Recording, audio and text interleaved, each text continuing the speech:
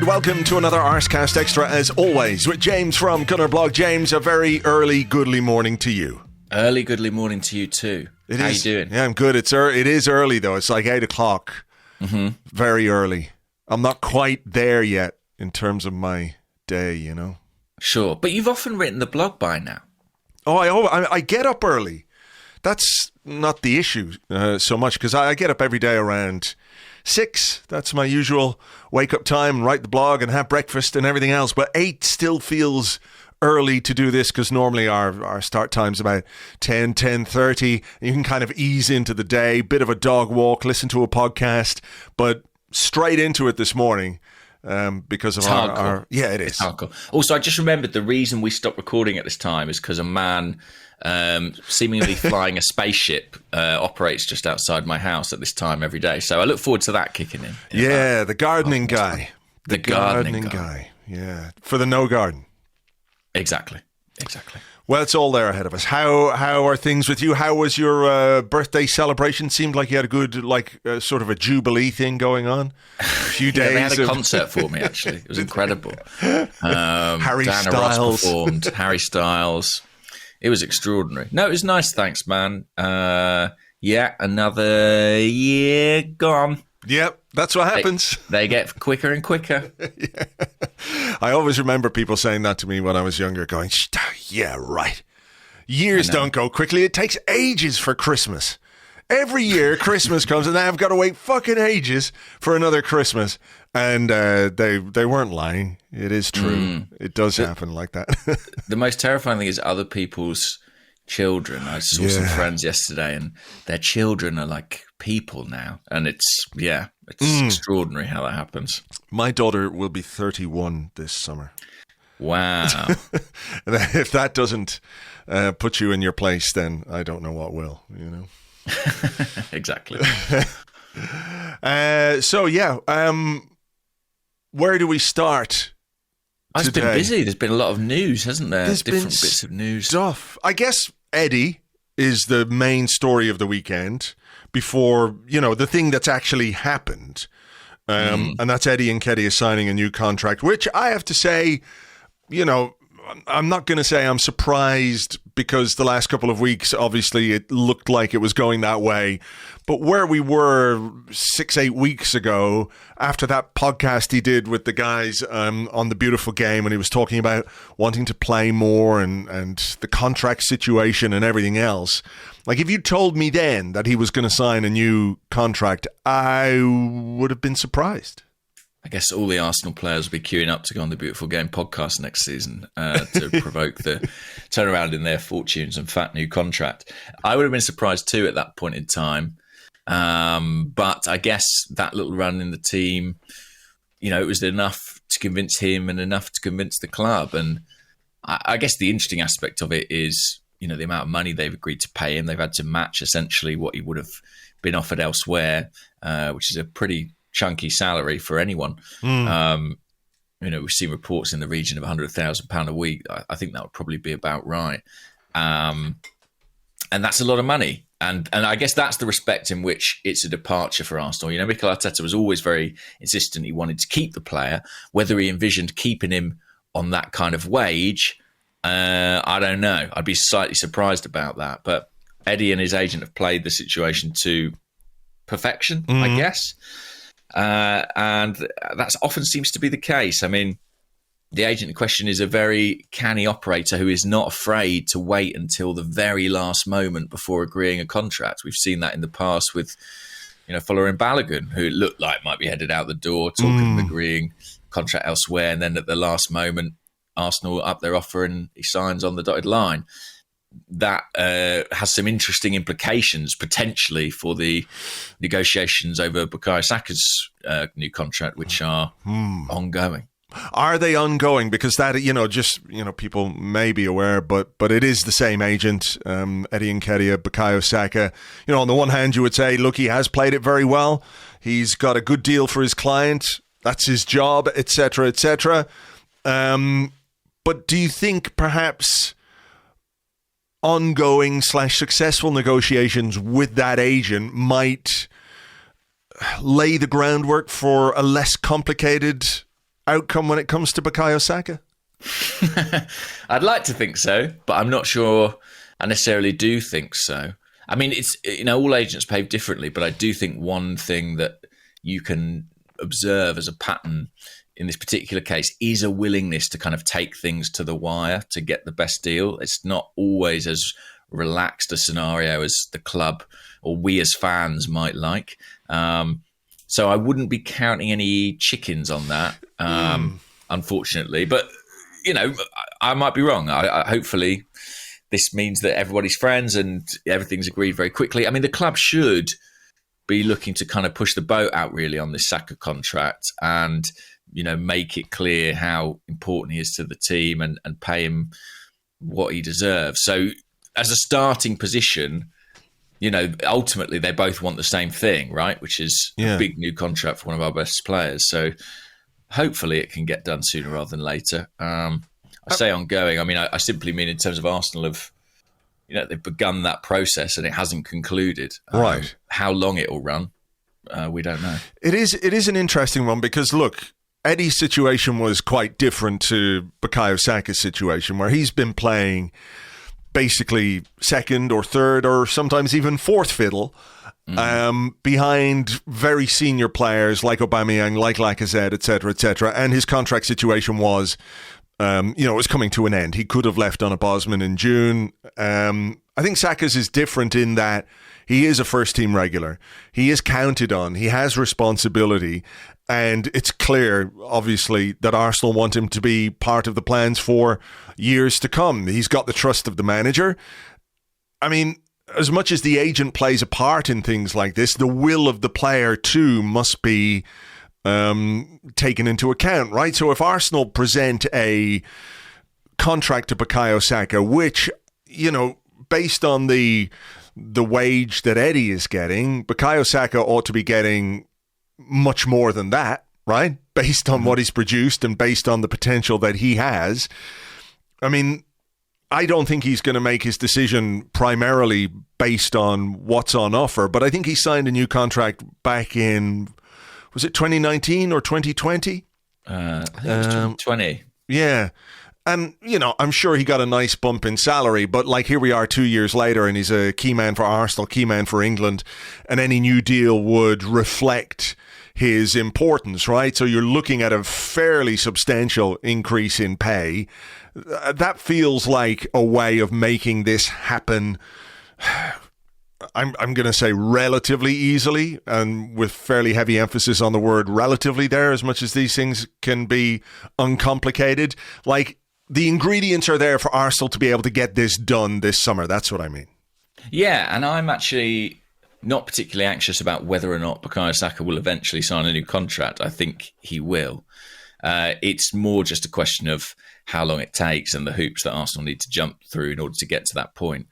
Like you, I hope they can shortcut it. I mean, it's quite clear what everybody wants. It should be fairly clear what people expect. And I don't think, unlike with Eddie, where there's this sort of question of value and, is it appropriate for him to be on that sort of salary? I don't think anyone would contest Bukayo Saka's value to Arsenal, commercially, on the football pitch, as anything else. He really is a symbol of this football club. And so I think Arsenal will hopefully reflect that in what they propose, and an agreement could be reached swiftly. Because that is, one of the most important bits of business Arsenal can do this summer. Yeah. That remains the case, despite all the excitement about potential incoming transfers. Securing Saka is vital. So you used a phrase there which I think is quite interesting with regards to Eddie. Question of value, which I think is an interesting discussion because, look, on the one hand, you could say the first real run that Eddie Nketiah got in the team, in the Arsenal team, at Premier League level, what did he score? 5 goals in 7 games, something like that, which is a decent return. 5 goals in 8 starts, something along those lines anyway, which is a pretty decent return for your first real run of Premier League starts, and he's just gone 23, and there is room for improvement. The decision to give him a new contract is not based on what he did in those last few games of the season, right? Because Mikel Arteta has spoken consistently about wanting to keep him and what he thinks of the quality of Eddie and all that kind of stuff. Yeah. So there's your glass half full scenario. The other side of it is that, and I accept fully that he's been behind, been behind more senior players during his time here. So it's been difficult for him to get those chances. However, I think there is obviously still quite a lot for him to prove at Premier League level. Whether that contract is just a pure 100 grand a week, or whether it's, the signing on fee over the course of the contract and his basic wage is a bit lower, or whatever it might be, it's still a fairly substantial investment in a player who still has plenty to prove. And maybe that's just what it takes these days. Maybe that's the going rate, etc., etc. But it is a relatively significant show of faith in the player himself from the club to give him that kind of a deal, to keep him. Even, I think we talked a couple of weeks ago, didn't we, about the, what it might cost to bring in a similar kind of striker, because you're going to have to pay a transfer fee, you're going to have to pay signing on fee, you're going to have to pay wages commensurate with the transfer fee, etc., etc. So as a sort of total package, what you're investing in Eddie maybe isn't what you would invest in a similar caliber or similar profile of striker if you go to the transfer market. Nevertheless, they wouldn't be giving him this kind of deal if they didn't think he wasn't capable of scoring goals at a regular-ish level for Arsenal. But he has got some way to go, I think, to convince sections or a proportion of the fan base that he is going to be good value for that money. Yeah, definitely. I think he's still got a lot to prove. When he has started games, by and large, he has scored goals. I mean, one of the things that's really intriguing about Eddie is, I think if you look at his underlying stats, they're really good in terms of his ability to get on the end of chances.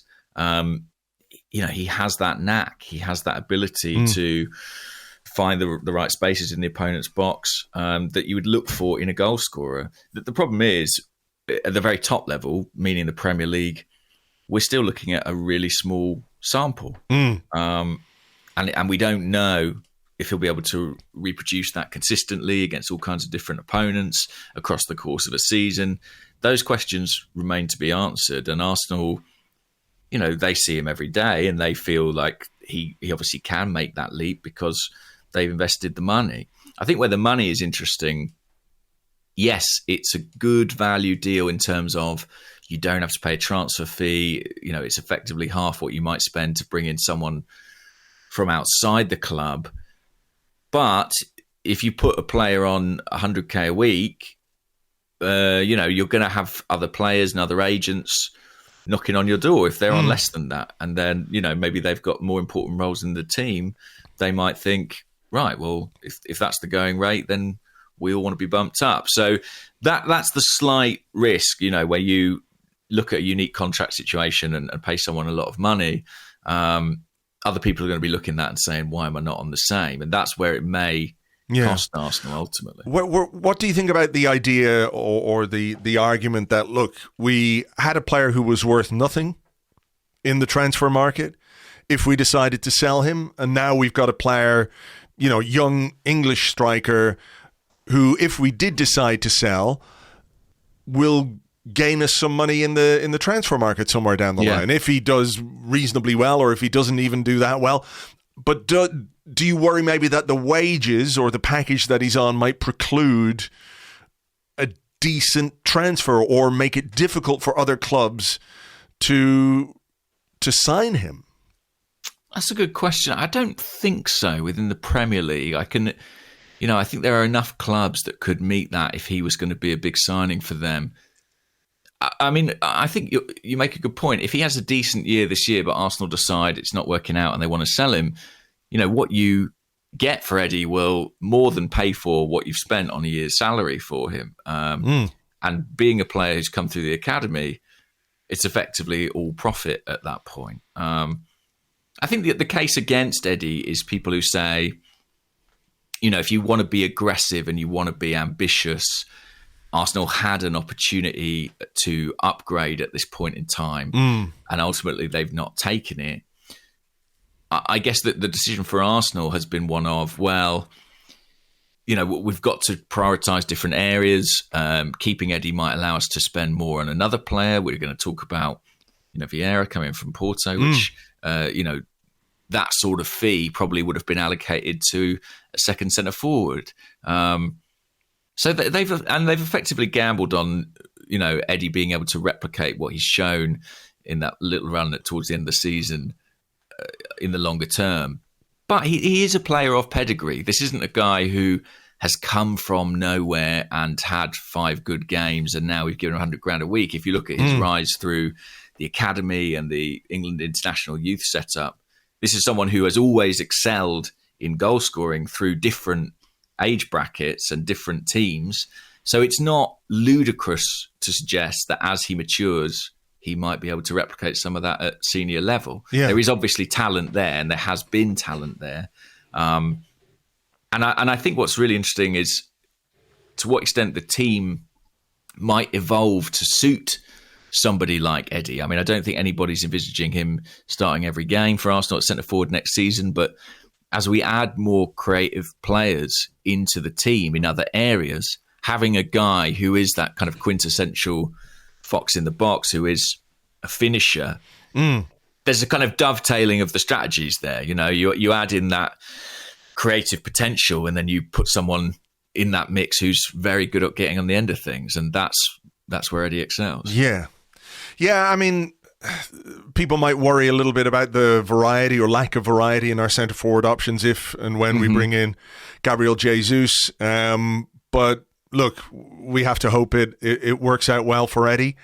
The club, I wonder, is this like a consequence? Maybe is the wrong word to use, but maybe a different decision would have been made if Arsenal had been in the Champions League next season and there was more money, and maybe you could go for that other upgrade. And we'll have to wait and see. But look, I hope he does well. I really hope he does well. Me too. I mean, ultimately, he's an academy player, and he loves it at Arsenal. And I can't help but want to see those guys. Exactly. He's an Arsenal fan. I mean, I think you can hope and want for him to do well, but still have the conversation about the fact that there is something for him to prove. And I think if you were to say to Eddie Nketiah, to put that to him in a way, like, do you feel like you've got something to prove? At 23 years of age, of course he does. Yeah. He knows it's a challenge. He knows it's going to be tough going. He knows there's a weight of responsibility on him now because he's got a bigger position in the squad. And, of course, a shiny new number as well, which, fair play. Why wouldn't you, as a young Arsenal player, an academy player, someone who's come through the ranks, want the number 14 if it were offered to you? I thought some of the reaction to that number being allocated to him this weekend was ludicrous. It really was. It's not disrespectful to Thierry Henry that Eddie Nketiah is wearing number 14 at all. It changes nothing about what Thierry Henry did for Arsenal while wearing that shirt. And you remember last summer that Emile Smith-Rowe took the number 10. And there was nowhere near the same amount of outcry or conversation about that, despite the fact that some of the best players in our history have worn number 10. Like, was it doing Dennis Bergkamp dirty that Emile Smith-Rowe took number 10? People didn't have very much to say about it there. So the thing that Arteta said about Smith-Rowe taking that number last season was like, he knows there's a weight to that number at Arsenal. And he used that, I think. We saw that there was a response from him. We saw that there was an increased output from Emile Smith-Rowe. So why couldn't Eddie Nketiah, take on that weight with the number 14 number? Good luck to him, I say. And also, I made this point to you offline, but I'm sure Eddie would have quite liked number 9 being a centre forward, and they've not given it to him. They've probably got that earmarked for somebody else. Wonder who. Yeah, I wonder who that might be. And that tells you a bit about Eddie's place in the standing. But ultimately, they've not given him the 1 to 11 number that they did Bukayo and Emile. And I think that reflects his position probably in the squad at this point in time. But yeah, I've got no objections at all to him taking the number 14. We can't, we have associations with these numbers and historic players who've worn them, but we can't be precious about it. I'd rather we reuse them than that we had players out there wearing like 40 something and 50 something. Yeah, exactly. I don't get on board with the idea of retiring numbers or anything like that. It's just a number thing makes it sound like the number doesn't have any significance. Of course it does. Yeah.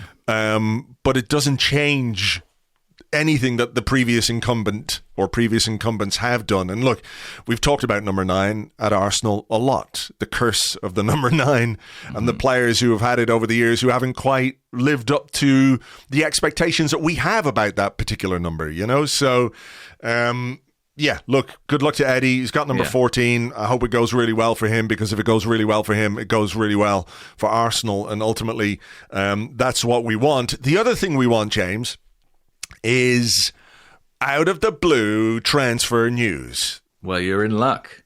You were in luck last week. Weren't we?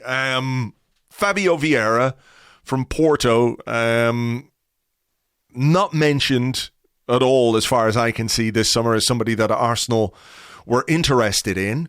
And then there's a story, and then David Ornstein tweeted about it, and it looks like that is going to be the first major transfer of summer 2022 from an Arsenal perspective. So do you enjoy these kind of left field surprises? Because they don't happen that often.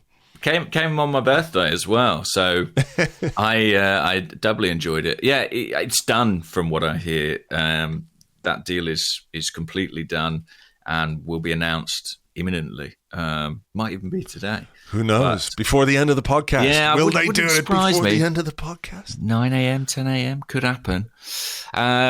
Really cool to see it come out of nowhere. The player had been mentioned in association with Manchester United a little bit this summer. A couple of stories earlier in the week. But yeah, there was a report in Portugal that Arsenal had agreed to pay Porto's asking price. And then it developed very, very quickly from there. And, as a sort of someone who's, trying to write about transfers journalistically, it's surprising to me when something comes completely out of left field.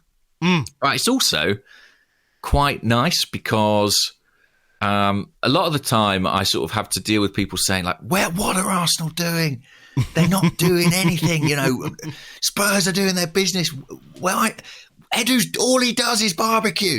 And it's nice to know that, well, obviously, I think this is pretty evident, but that the club are working.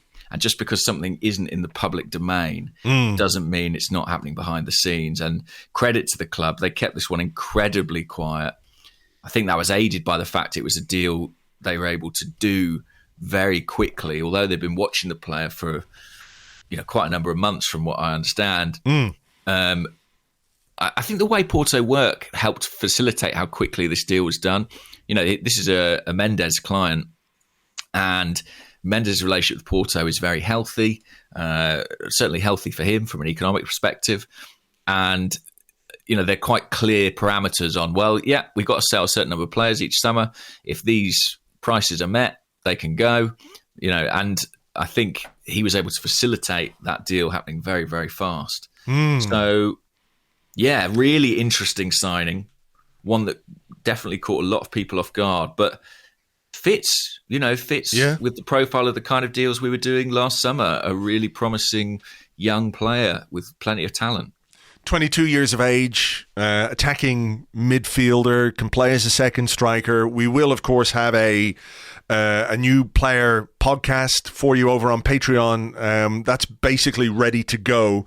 Myself and Phil Costa talking about that. So that will be ready to go on Patreon as soon as that becomes officially official. If you need more official than James saying the deal is done, somehow I think some people might, but I trust you completely on this one. We had a question though on the Discord from Lil Moosey 13 who said, "Good morning, gents.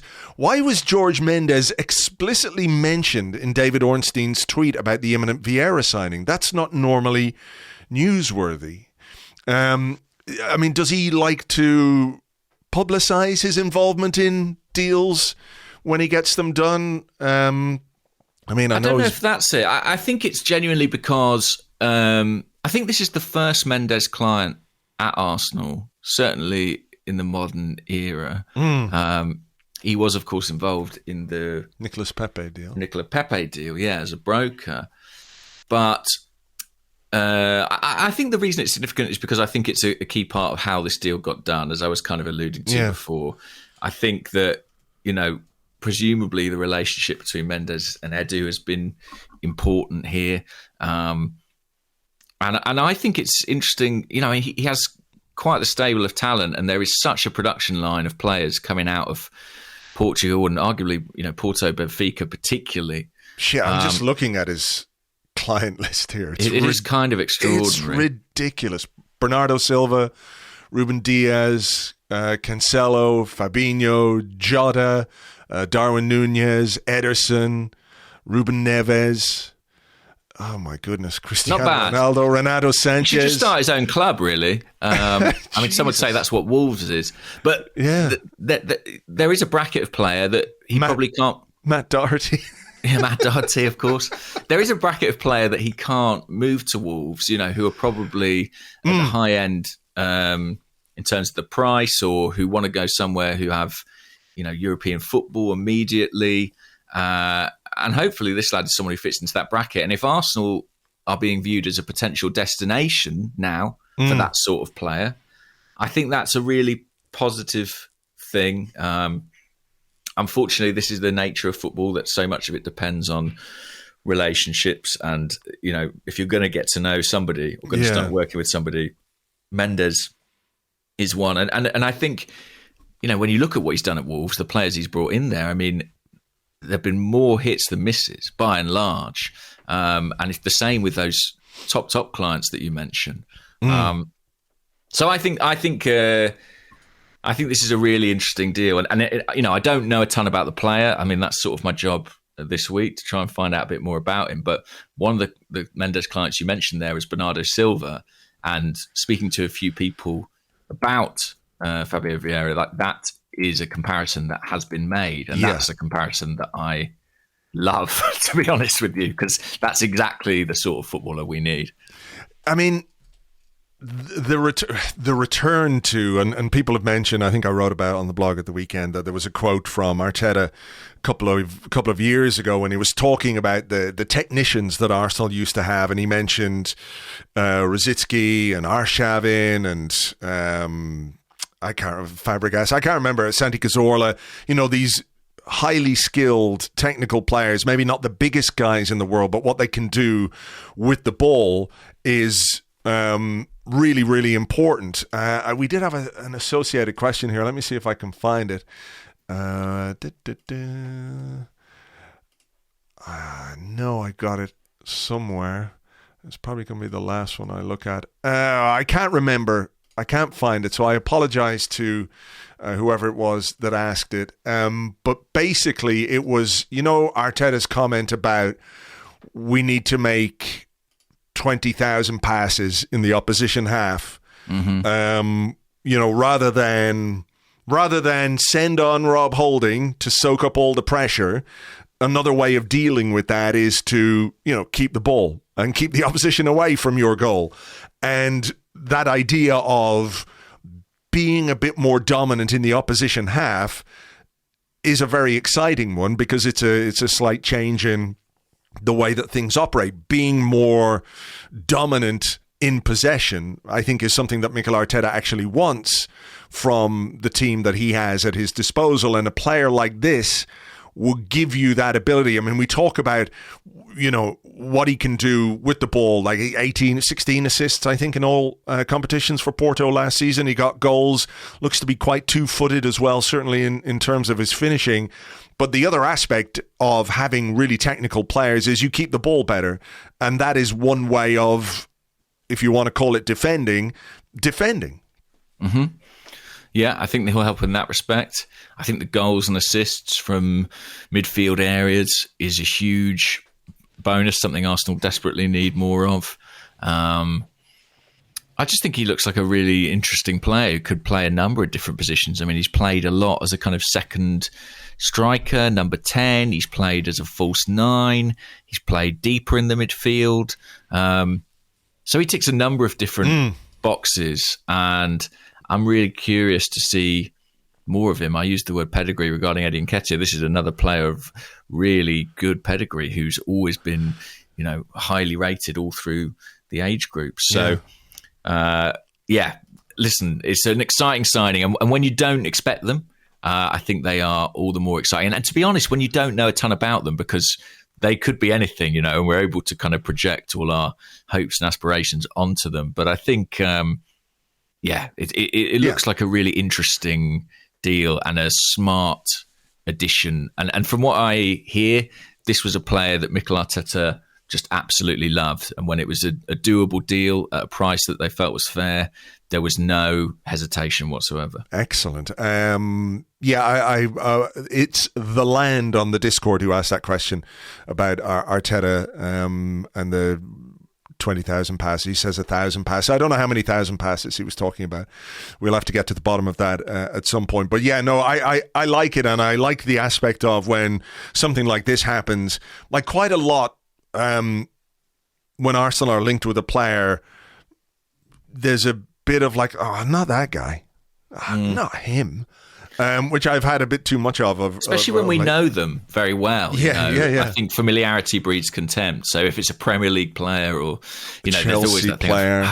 Not him. Yeah, exactly. Whereas, this guy, he's got an unblemished track record with us as Arsenal. Yeah, exactly. You don't have to convince yourself or talk yourself into why this is a good deal. Okay, look, I'll overlook the fact that he's old and comes from a club I hate, but maybe he could do a job, and I think we, as fans in general, try and look for the most optimistic outcome with every transfer that happens, but sometimes it's just it's nice to get a guy who's fresh, clean sheets, if you like. There's no spud from train spotting waking up in the morning kind of aspect to a transfer like this. Let me ask you a question, because we had a number of questions about this, because there have been a number of reports of varying reports, I should say, about Youri Tielemans. And Omar on Twitter, who's at Go91Omar, said, hello, I just want to ask, what's the situation exactly with Youri Tielemans and why there are conflicting reports? Some say that Arsenal have cooled their interest. Others say that Arsenal are still interested but haven't made their first bid. And then, of course, there were stories about how it was all going to be done and dusted in the next 48 hours. So there's like a whole circular thing going on regarding Tielemans. Do you have any insight into what's going on there? I do, but I'm a bit cautious of it because, like you say, there's a lot of conflicting reports out there, and it seems to be an evolving situation. I mean, obviously, when Arsenal when they agreed a fee with Porto for Vieira, your immediate thought is like, well, who is that instead of? Of the targets that we know about or the mooted deals that are out there, how does that fit into that pattern? And probably the most exciting, what I found the most exciting piece of information that I heard last week was that this deal did not affect either Gabriel Jesus or potentially even Arsenal's pursuit of Rafinha. The prospect of Arsenal bringing in 3 attacking players of that quality, although I think they would need to lose one in Nicola Pepe for that to happen, was really, really exciting. The Tielemans situation, as far as I know it, is that Arsenal are his only real suitor at this point in time. And there is an extent to which, with Arsenal having not qualified from the Champions League, it's slightly cooled his, only slightly, but slightly cooled his sort of eagerness to make that move happen.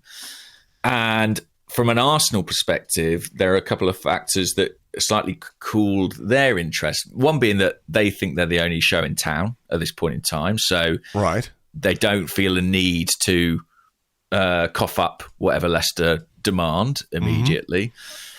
The other being that I think Granit Xhaka, it's funny, we talked about this last week. I think Granit Xhaka could be a factor in this. I think there is concern not just about playing time between those two, but I think also about salary potentially and salary allocation.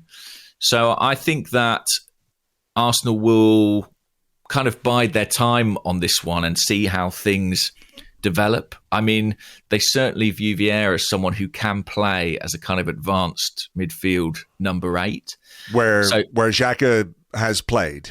Yeah, I mean, this has been a really interesting week for me because I don't know if you remember, back at the live Arsecast Extra, we were talking about transfers. And I was like, well, from what I understand, and I wrote this the following week, they want a centre-forward, a number 8, and a left-sided centre-back.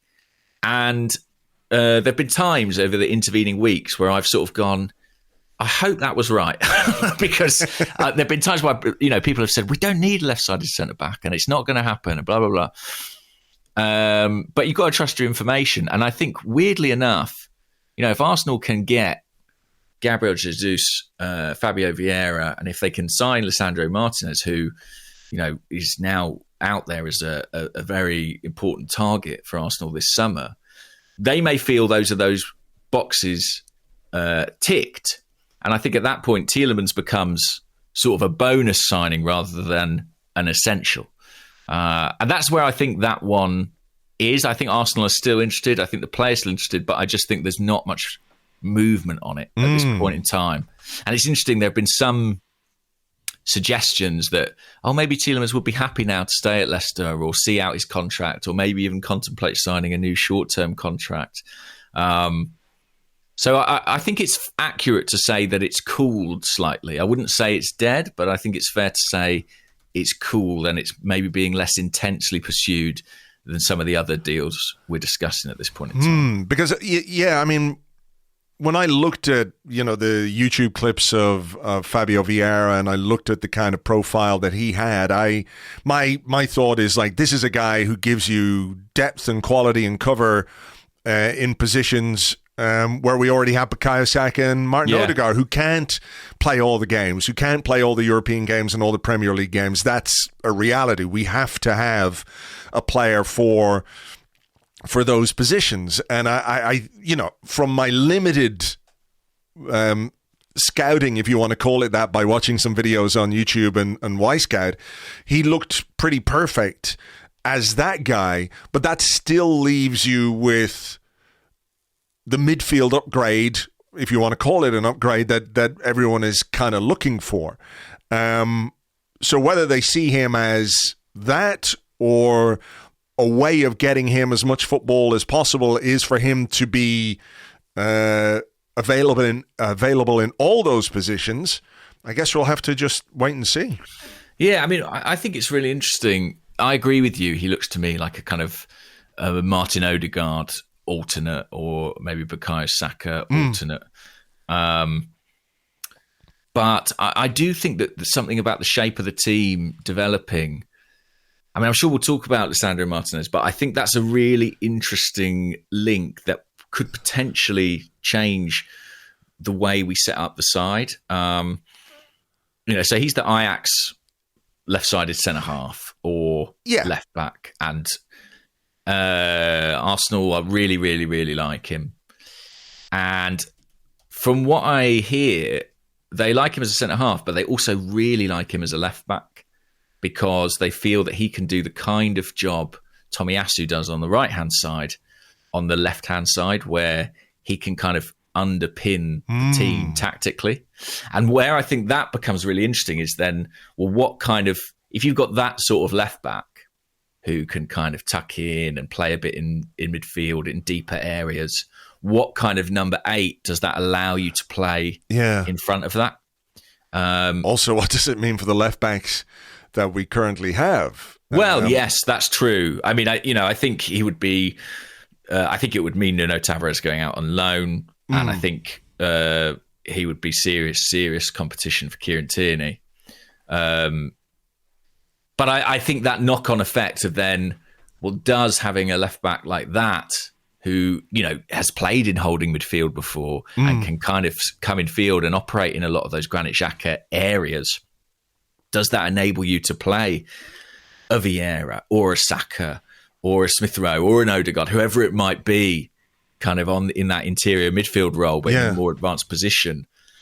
And in that situation, does Tielemans look as essential? I don't know. I would like us to sign Tielemans, but it's just interesting. Like, these are all composite parts in a bigger plan, and it's fascinating to wonder how they might dovetail together. Well, that's it. I suppose, we from the outside had an idea that the plan was, the names that have been mentioned: centre forward Gabriel Jesus, central midfield Yuri Tielemans. Yeah. And Fabio Vieira, as much as it's a bolt from the blue in terms of a signing, might also be either a shift in plan or, it's I don't mean it's thrown us off course, but maybe we have to consider the way that the team is going to be put together this summer. And what we thought they were going to do might be different from what they're actually trying to do or going to do. A couple of days ago, David Ornstein saying that Arsenal's defensive priority this window is Lisandro Martinez. So the interest in him is obviously very real and very significant. I saw talk this morning that Manchester United might be interested. Whether or not that's true remains to be seen. Obviously, former manager there. Former manager. So that makes some sense. But whether it's Ajax looking to maximize their return on a player, by playing two clubs off each other or trying to make Arsenal pay up and get a deal done quickly. These are the machinations of the transfer market. But I agree with you. I think he's a really interesting player if we bring him in, because at 5'9", whatever he is, although he does play at centre half, he's a little bit small for my liking in that position. But the idea of him as a left back or as a sort of tucked in third central defender, if you want to call it that, in that Tomiyasu style is a really interesting thing to consider. And then, what we do in midfield. I mean, we did have a question because, we have talked a lot about the importance of key positions and the drop-off. And Fadi Boustros on Twitter, who's at Fadi Hon, says, transfer plans so far look promising, but I can't help feel we'll remain short of depth in central midfield. There's no talk of a party backup. Any talk of Tielemans seems at the expense of Granit Xhaka. So is that a worry for you? Is that a concern for you that we are, I don't mean to say completely reliant on Thomas Partey, but he plays such a defined role in this current setup that, as we saw towards the end of the season, that when he was missing, we missed a lot as a team as well. I mean, is that? I know you've talked about Sambi being developed as a number 6. Is that still the plan, or do you think they might be looking at something in that area too? I don't think they are looking at something in that area. I say that because of, obviously, Sambi, who, they still really believe in. They signed last summer, and I think they expect him to continue to develop. But also Mohamed El Neni. They did the contract for Mohamed El Neni, and I think that probably closed the door on a signing in that position. I think if they sign another midfield player, it will be someone more advanced. And as I said earlier, I wouldn't be. This Granit Xhaka thing, it is definitely a thing. This idea that can you bring in somebody that pushes him out of the side and keep him around? You think that there might be a reluctance on Arsenal's part to bring in a central midfielder who would essentially demote Granit Xhaka, because that would probably precipitate his departure. He would want to go, and I think they'd be open to him going. All right, if there was a deal out there, but I'm not sure there is. I mean, Nemanja Matic went to Roma, and that kind of killed the prospect of Xhaka going there. I know there's been some talk about Germany, but that was about loan deals. I don't think that's acceptable to Arsenal. So I wonder if there would have to be if Xhaka would have to go for Tielemans to come in at this point in time. I can't say that definitively, and it may just be that this cooling off is a negotiation with Leicester, a way of walking away from the deal, believing you're the only show in town and thinking you can come back in and get him for less later in the window. Yeah. That might be the case. But at the moment, I think I would sort of, if Tielemans signs, I would expect that Xhaka might leave. That's my latest understanding. But these things, change and develop all the time. So it's tricky. I mean, the Lisandro Martinez one is a great example. So not yesterday, but a week prior to that, the Sunday, I and my colleagues at The Athletic, we knew that Arsenal were interested in Lisandro Martinez, but we didn't know how much. And I was writing a piece about William Saliba that was going to go out on the following Friday. Because I was on holiday Thursday and Friday. So I wrote it on the Wednesday to go out on the Friday. And I thought, well, I'll hold on to that Lisandro Martinez information. And then on Friday morning, I'll say Arsenal have a sort of tentative interest in him, which was my understanding at the time. So anyway, write that on Wednesday, go on holiday Thursday. Friday morning, that comes out. Arsenal interested in Lisandro Martinez, sort of, very nebulous, unclear exactly how interested. Then at lunchtime, during my holiday, I get a phone call from David Ornstein. We think it's much more advanced than we did. And so by the evening, I think we were saying Arsenal have had one bid rejected for Lisandro Martinez, and he is their top defensive priority. So it's just mad how fast the information you get changes and moves and develops. And anything you're saying that's even like 2 or 3 days out of date or from a conversation with a contact, sure, it can be different by the time you're speaking. But the last I knew, the Tielemans thing might be contingent on Xhaka going, and at the moment there isn't an obvious destination for Xhaka. Right. The moving parts of squad building and team building in the transfer market. I mean, I think everyone understands that that's how it works. But I guess there's going to be an anxiety on, on behalf of Arsenal fans who want that midfield signing this summer as well. So we'll have to wait and see how that one develops. Look, we've gotten, I think, to the end of part one because we've covered the main stories, Eddie, Tielemans, and we've mentioned the two players, Fabio Vieira and Lisandro Martinez as well, who are being strongly linked. So let's see what happens there. Who knows? By the time we finish this podcast, there could be new developments. That's how quick things are going. That's the way it goes at the moment. All right, well, we've got questions. We'll do those and more in part two right after this.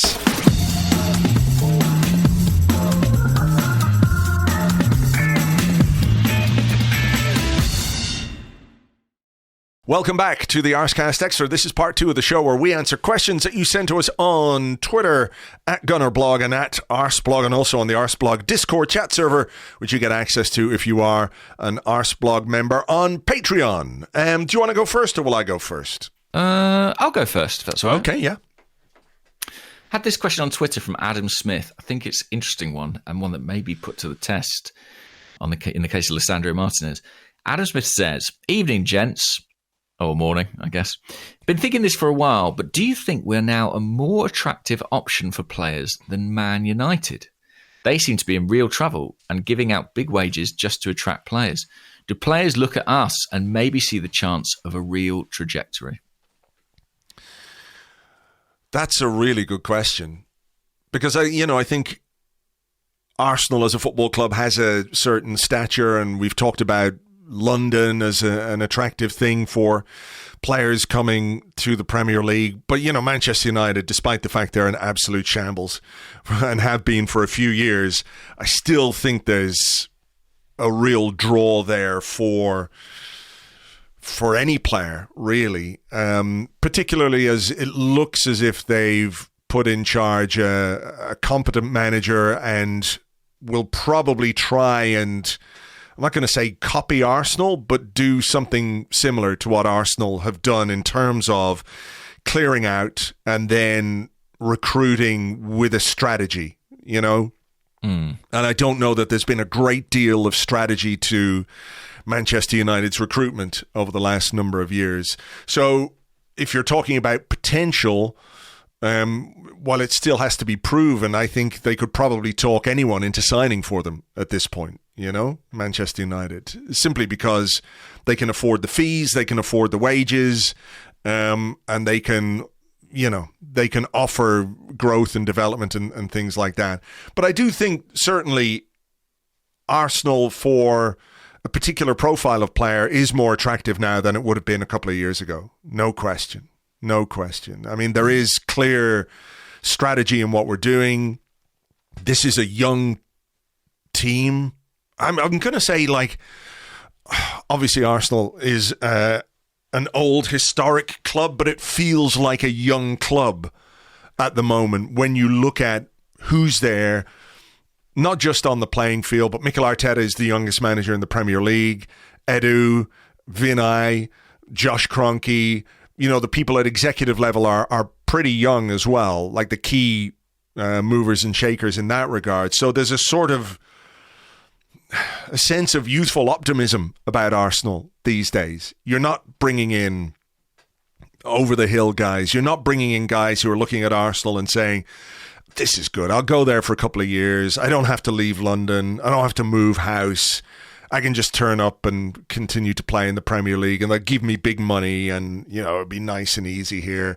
You know, I think that part of it is gone now. And that's good. That's really good. And you look at the squad at Arsenal, and I don't know that we've got necessarily, you know, the way we used to talk about, like, wouldn't it be, you know, if you're thinking about signing for Arsenal, you want to come and play with Dennis Bergkamp or Thierry Henry or Cesc Fabregas or Robin van Persie or whatever it might be. The players like that are kind of a draw as well. Yeah. But I think the draw these days is more collective.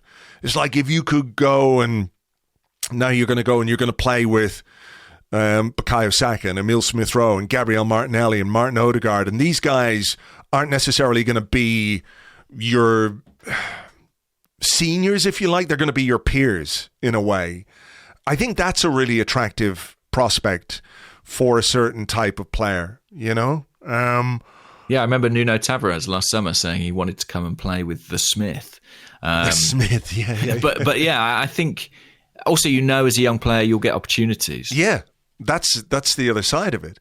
That is the other side of it. And like, it wasn't long ago where people were saying Mikel Arteta does not like young players. He doesn't want to play them. He doesn't trust them or anything like that. And I think what we've seen is that that's not true. He definitely likes young players. Maybe some of it is more by, you know, what we've had to do as a football club. But also, when he feels they're ready, he'll play them. So that's got to be a part of it too. Like if you're 21, 22, 23 and you're going to Arsenal, you know you will get opportunities. And those kits, Andrew, you get to wear those glorious kits every season. Yeah. That's the real pull factor. The 16 kits a season that Arsenal release. It's an interesting one, the comparison with United, because obviously we finished above them in the league. And they're not in the Europa League, are they? They're in the they're in the Europa League. They're in the Europa League. Oh, the Europa League. Okay. Yeah. Oh yeah, you're right. Yeah, West Ham screwed it up on the final day. So they're in the same European competition as us. They remain a financial force. I mean, in salary terms, I suspect United can outstrip Arsenal in terms of what they would offer. But on the other side of the coin, Arsenal have London, which is a major factor, I think, for a lot of foreign players. I don't know. It's basically United will always have a pull, I think, or at least they will for the next few years. They will retain that.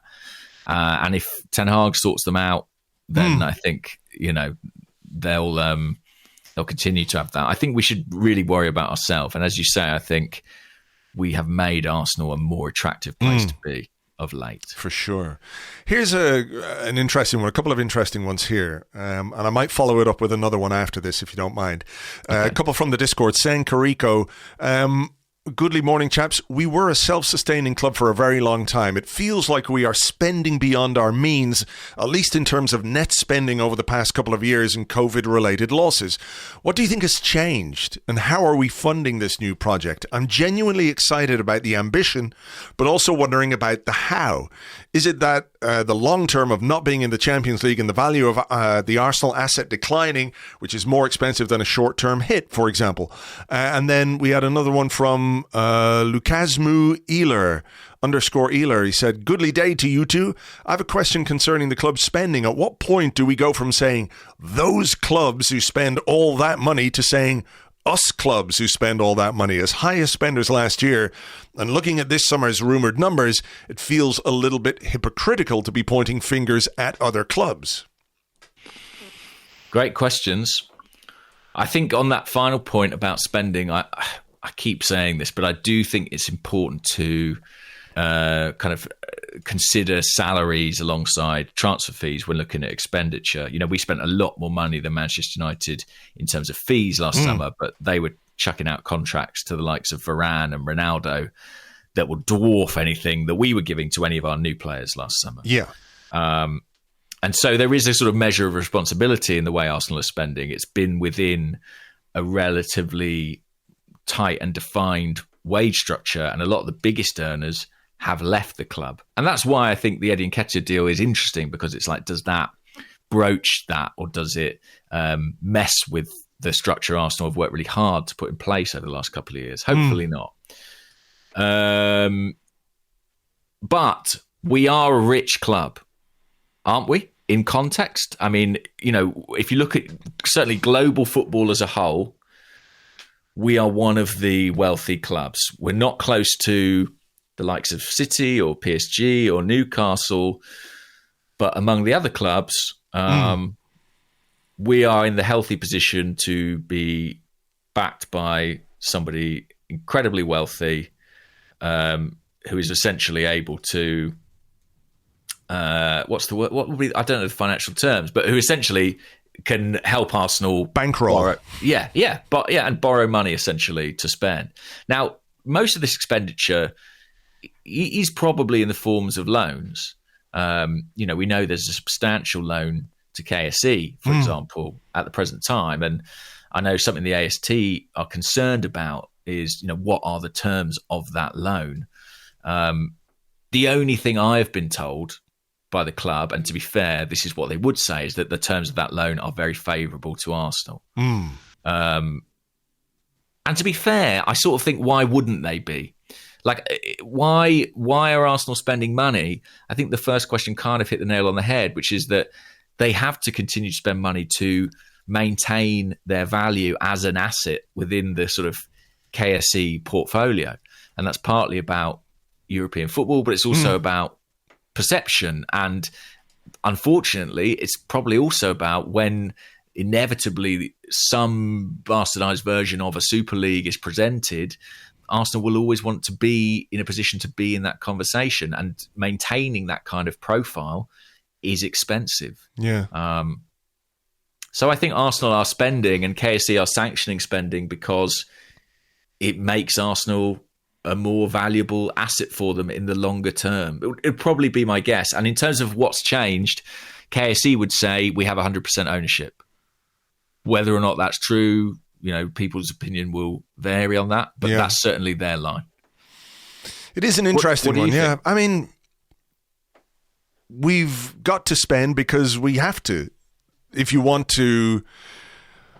Look, I don't think the only way to show ambition is by spending money. And I think your point about wages is a really interesting one as well, in that, you know, some of the biggest earners have been stripped away from our wage bill. Like, a lot has come off the wage bill in the last couple of years. No two ways about it. Huge amounts. Massive when you think about some of the players who've left.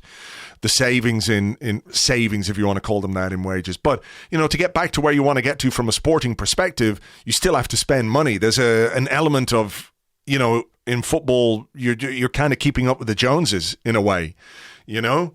Like you've got to spend to stay competitive. Yeah, it is. And I think that was a term we used last week, wasn't it? That there's a sort of an arms race for top four and beyond, if you consider going beyond the top four realistic ambition, which I hope it is for Arsenal. But we've got to acknowledge that we're fighting against deeper pockets than our own.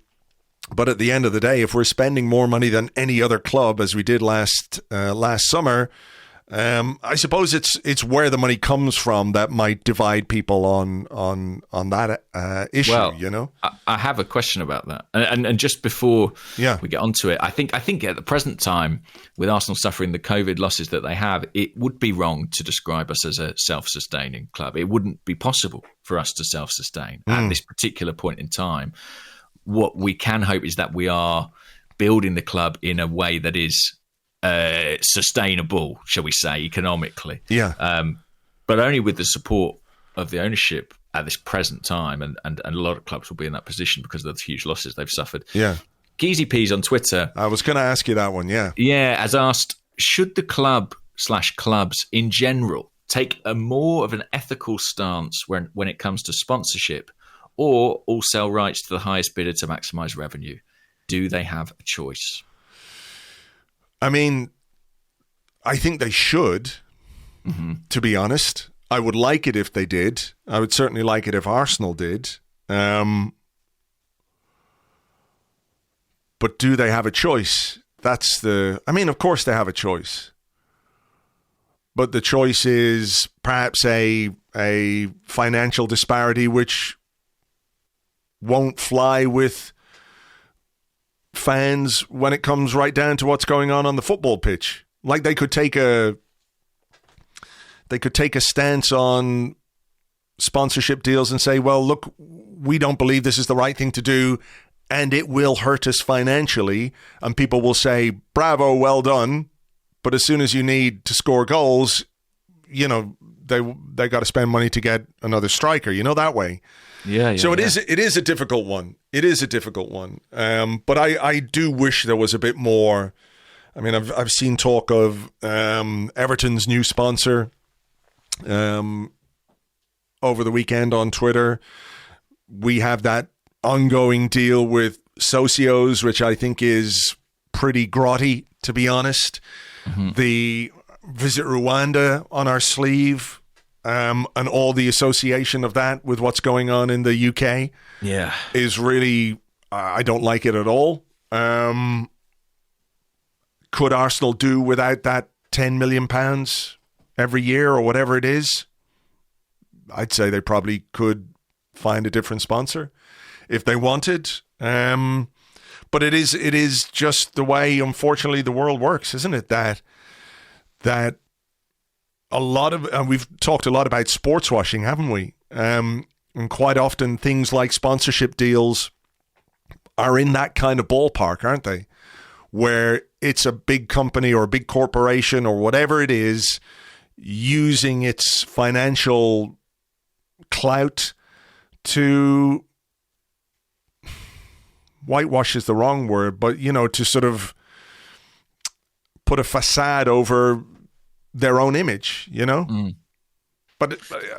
I don't know what the answer is. Yeah, I mean, there are degrees of sports washing, aren't there? Buying a football club and, changing its fortunes is maybe one end of the spectrum, but, sticking your name on a sleeve or whatever it might be is also along that spectrum somewhere.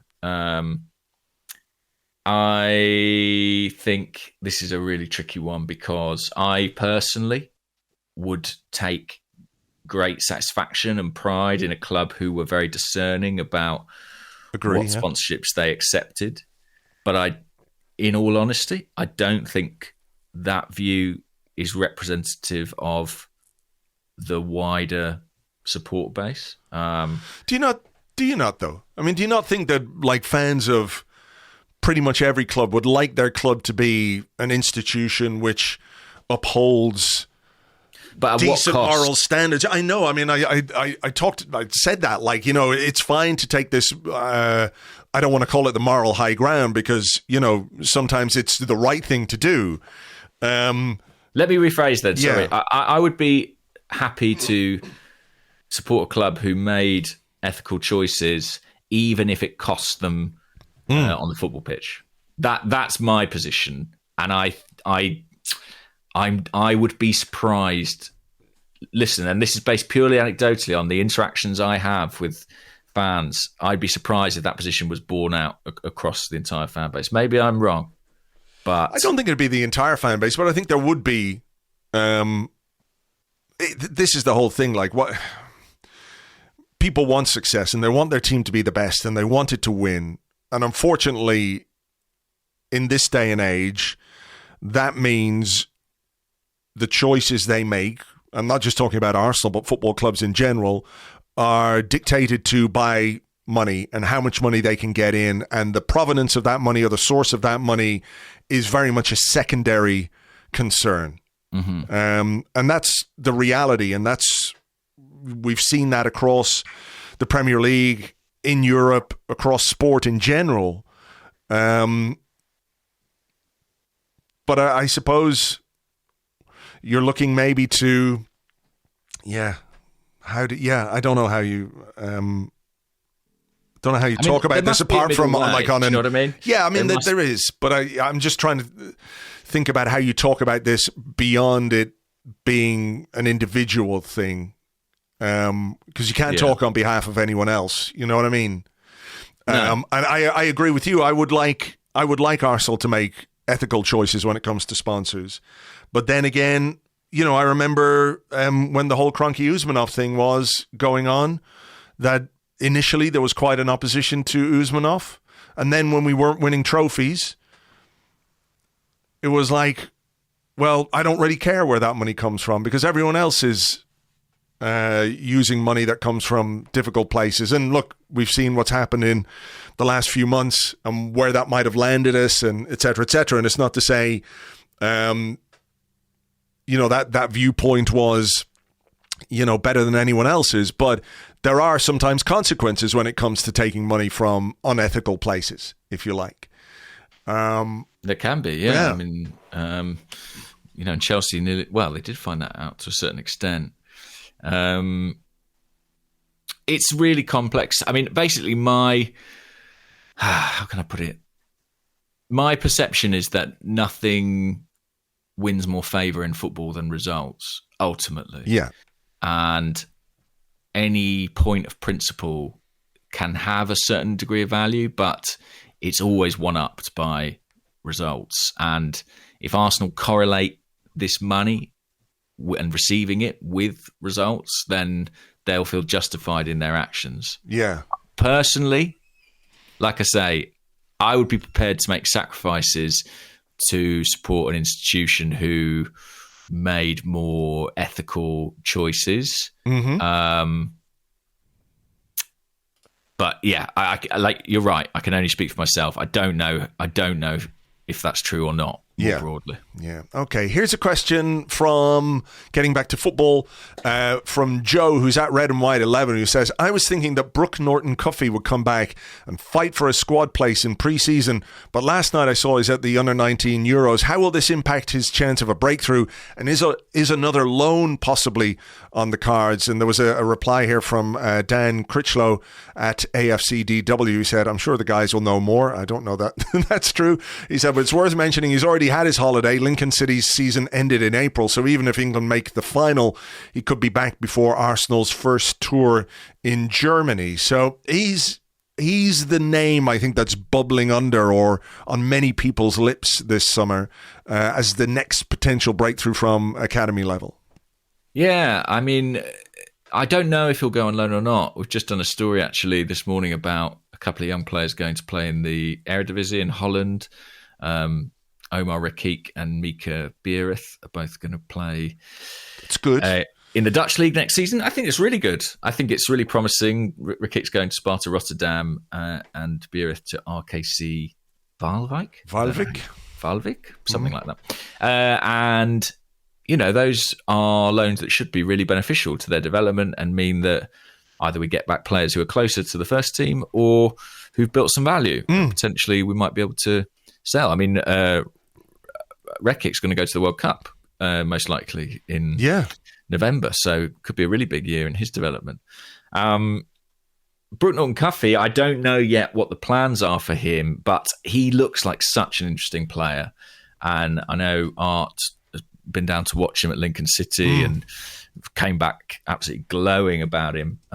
He feels like a really modern, athletic fullback who can do it all. He's playing wing back a lot at Lincoln, which I think really emphasised his strengths.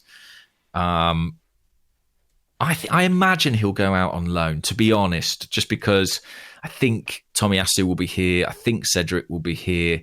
I think Ben White is definitely seen as someone who can cover in right back areas if necessary. And I think maybe, he's that little bit behind some of the other younger players where I think at this point, game time is going to be critical for his development. If he could go and play in, the Championship, say, or something like the Dutch League, I think it'd be really, really good for him. So I would imagine it going that way. But he, of the sort of clutch coming through, who we haven't seen much of yet, I think he is one of those who I think has got a real chance. Yeah. Yeah, I think the loan move is probably the best thing for a player of his age, and having had a good loan spell at Lincoln, take another step, get another season of senior football under your belt, and then come back and really be ready, if you like, to challenge for a place at a club like Arsenal, who we hope, of course, are going to make more progress next season. So, that raises the bar across the board. So, he is a very interesting looking player. And I know I mentioned this before, but there was a great video on the Arsenal YouTube channel. It's only about 7 minutes long, but it's a good look at him and how he approached his loan spell at Lincoln and how it went for him. So worth checking that out if you're at a loose end today. Is it my question or your? I think it's your question. Okay. I mean, what about this? I thought this was interesting from Connor, who's at Kasne7 on Twitter. And Connor says, is anyone worried about the lack of fun in the dressing room? It feels like all the jokers are gone. Oba, Laka, Iwobi, etc. I know Arteta wants serious players, but might the dressing room be too stifled and serious? I look, of all the things that I worry about with regards to Arsenal, the lack of dressing room jokers isn't really high. Should we or should we not re-sign Abue? Is what I'm getting at here. Look, I think there are big personalities in every dressing room. There's no two ways about it. But when guys like Aubameyang go, when guys like Lacazette go, other players step up and become those figures, become influential, become the king of bants or whatever the hell you want to call it. That's just normal. So I don't think like it's how would you call it, like a stiflingly serious environment at Arsenal where no laughing is allowed. You will not laugh during training. There is to be no hijinks. Do not enjoy yourself. This is I don't think that's just not how football works. That's not how it happens when you're training or when you're playing. It's kind of fun because that's what you love to do. It doesn't mean that it's not serious work. Of course it is, but I don't worry about that at all. Do you? No, I understand the question because I do think Arteta looks for a very... I think he's drawn to a very serious, sort of studious type of player. And I think that's why he feels affinity with people like Granit Xhaka or Martin Odegaard, because they're just very dedicated and highly professional in some respects. And that's what he was like as a player. I don't think he was, regarded for his, effervescent sense of humour necessarily during his time as club captain. But I also think, to be fair, I look at the most successful squads in the league, like Liverpool and Man City, and it's not like they've got, Jesse Lingard or Emmanuel Frimpong as a sort of class clown, you know.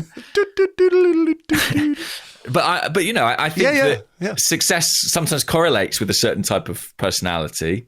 And to be fair, I'm sure there are people within the dressing room who maybe are more lively than we might expect. I mean, obviously, Aaron Ramsdale would jump out as someone who clearly has a sense of humour. I think you've seen bits of that in Ben White.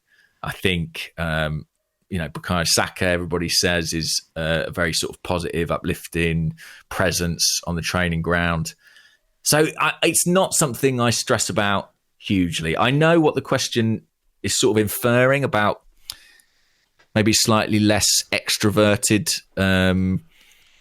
individuals in the group, but I'm not sure at this point I see that as a big problem.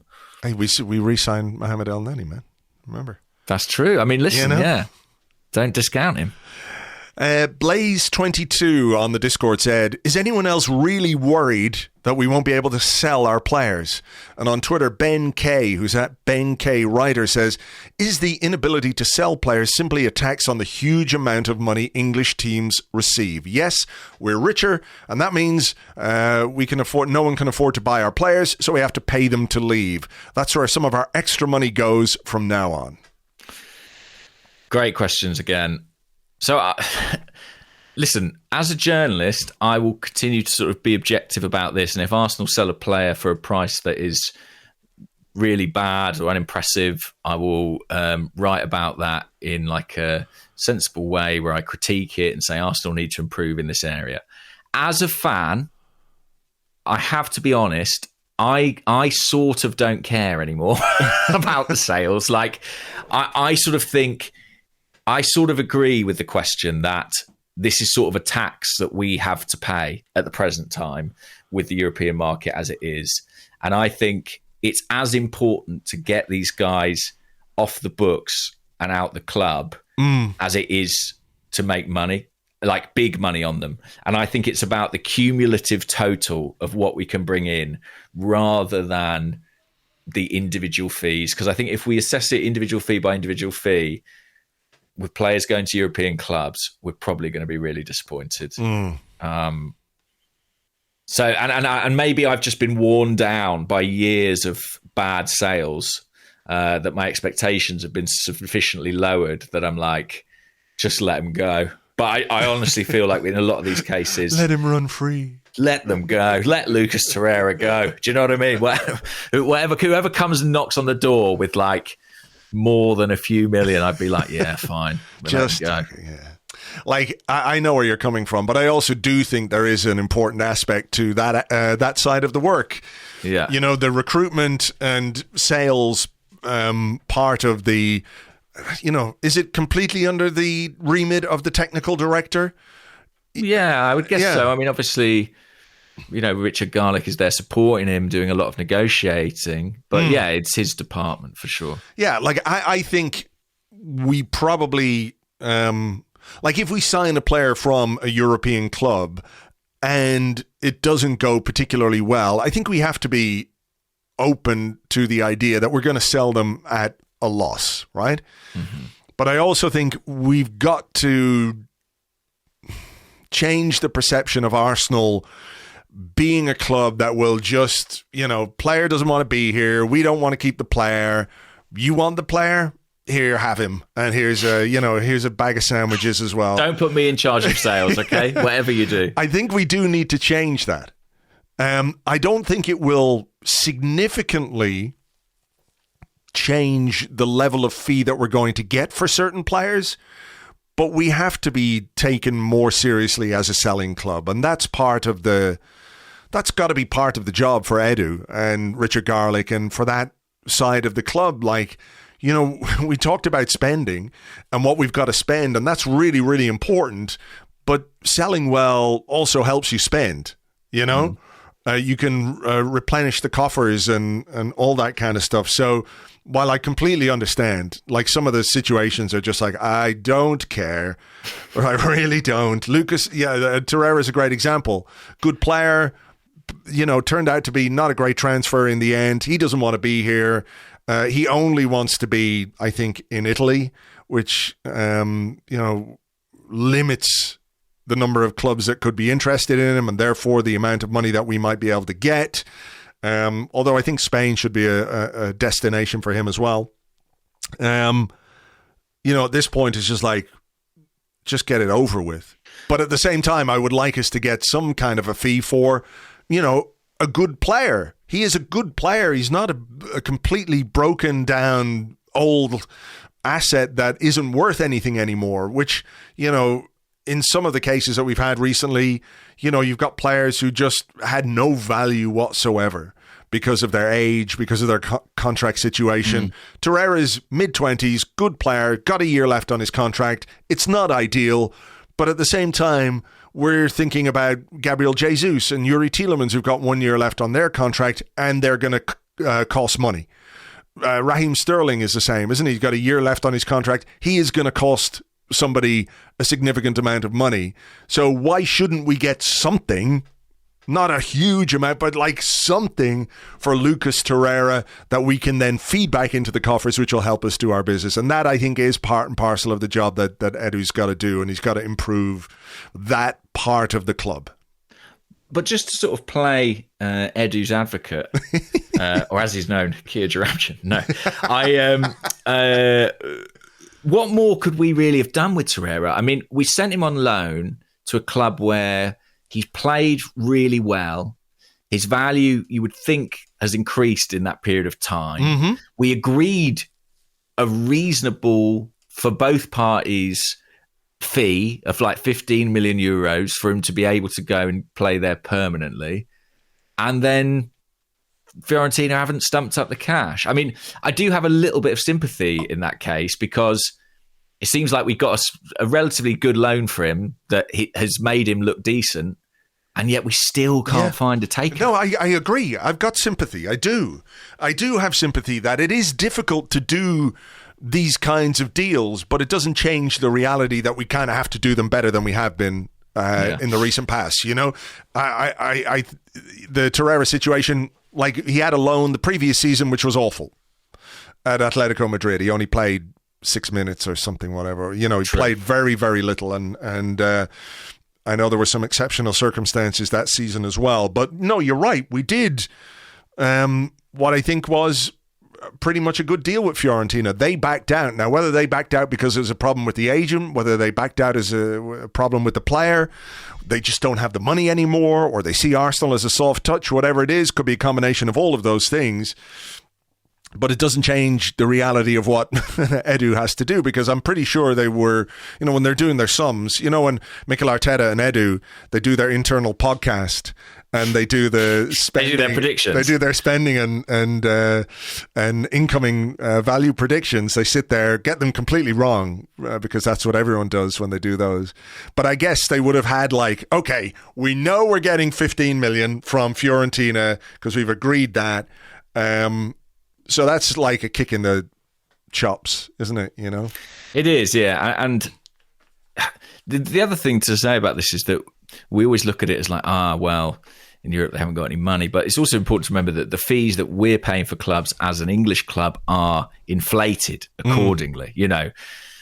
There are English teams buying players for 50, 60, 70 million that just wouldn't happen in Europe. So it is this bizarre situation where we're operating in two completely distinct financial markets and trying to equate value across those.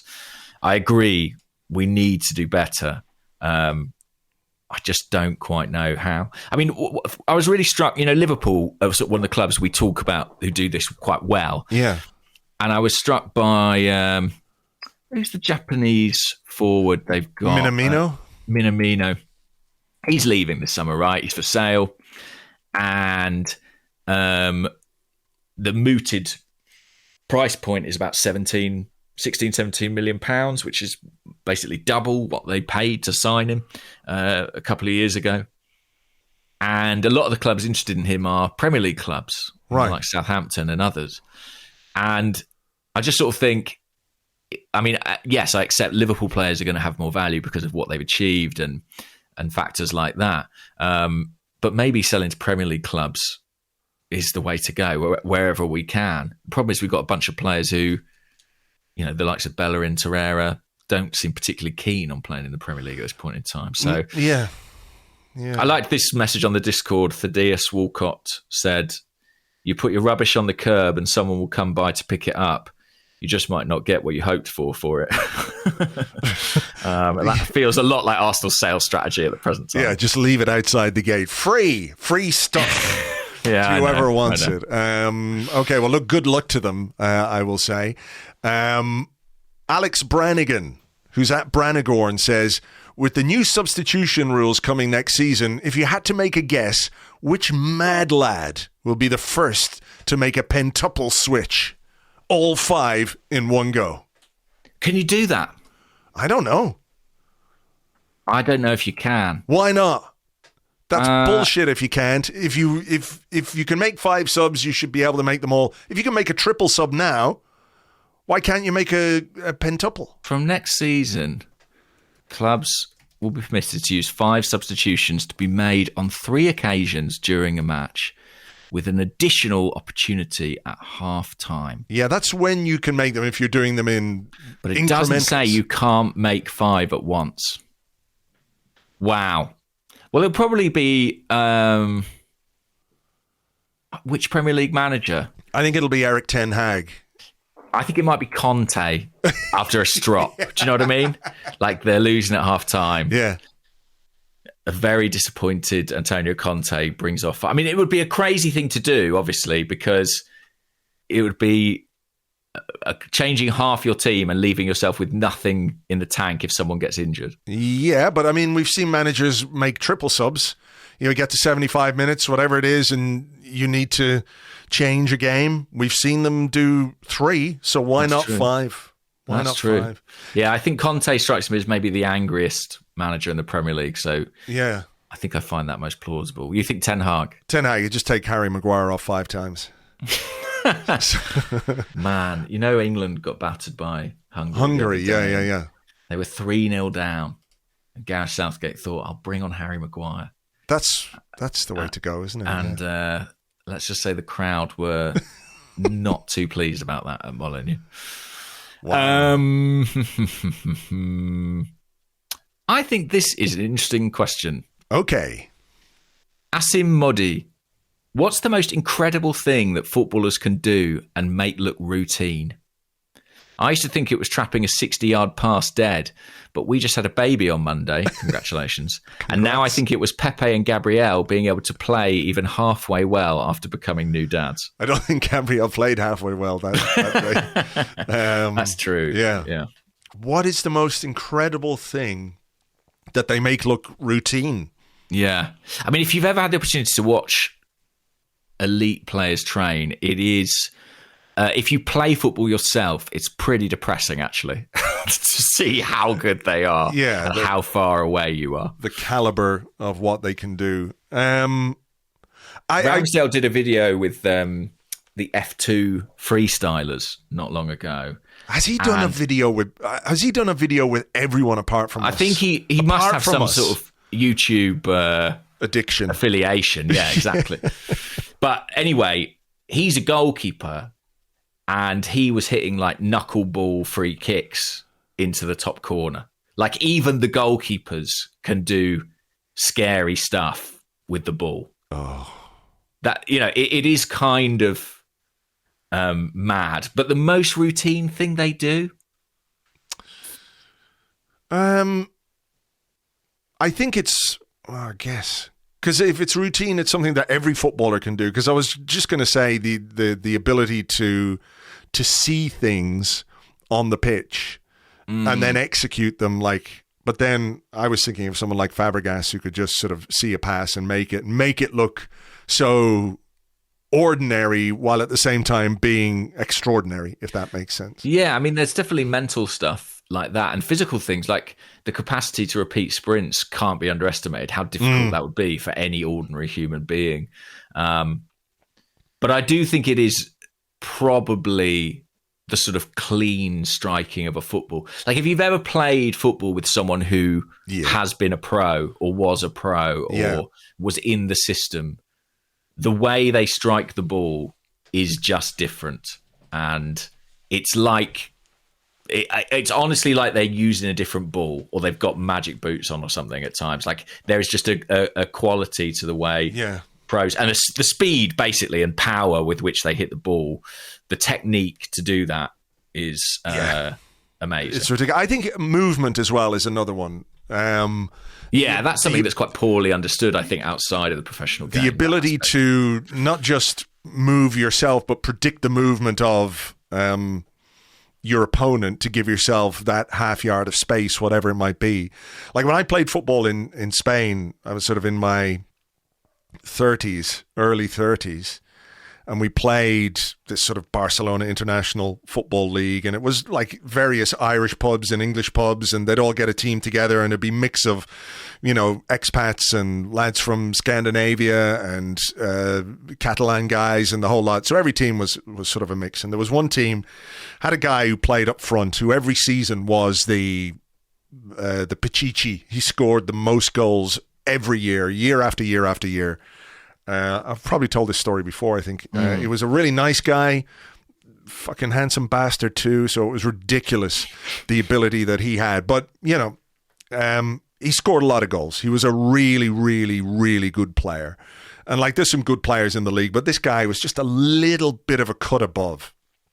And I remember talking to somebody about him, and he had been on the books of Real Sociedad or Oviedo or, a club like that in Spain till he was 19 and had knee problems. And his knee problems meant that, he couldn't play the professional game. But even with fucking half a knee, he was just unbelievable. Like the gap, you could see the gap. And you think about what the guys at the very, very top level can do. It's just scary, isn't it? Yeah. I do sometimes fantasize about, like, I play sort of 5 or 7 aside every week. And I always think, wouldn't it be amazing if just for one day you had the ability of a Bukayo Saka or something? You know what I mean? Just to feel what that would feel like, to play against ordinary people. And make them look stupid. And make them look foolish. Man, that would be cool. Instead of being the one turning around going, where has he gone and where's the ball? How did you do that? Yeah.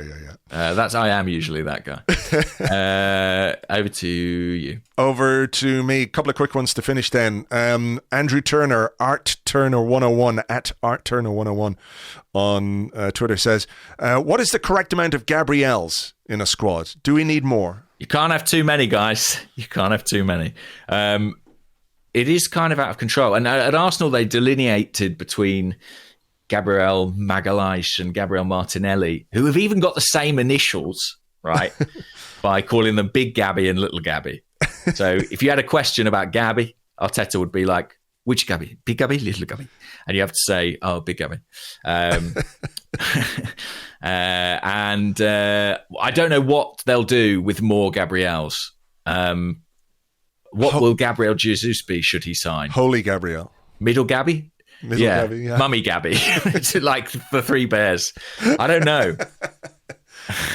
Fabio Vieira, his full name is Fabio Daniel Ferreira Vieira. So there's no Gabriel in there. So that's good. That's something. Yuri Gabriel Tielemans. There's a lot around. But, the more the merrier. It might help, squad. It'll be confusing for the opposition, if nothing else. Yeah. Give it to Gabby. Yeah. Give it to Gabby. Which one? Yeah. Just get them all on the pitch at the one time. And we also had not so much a question, but a plea from Cesar Gonzalez, who's at Cesar Gons 3M. He said, I think we're due some more Magpie content, facts or fiction.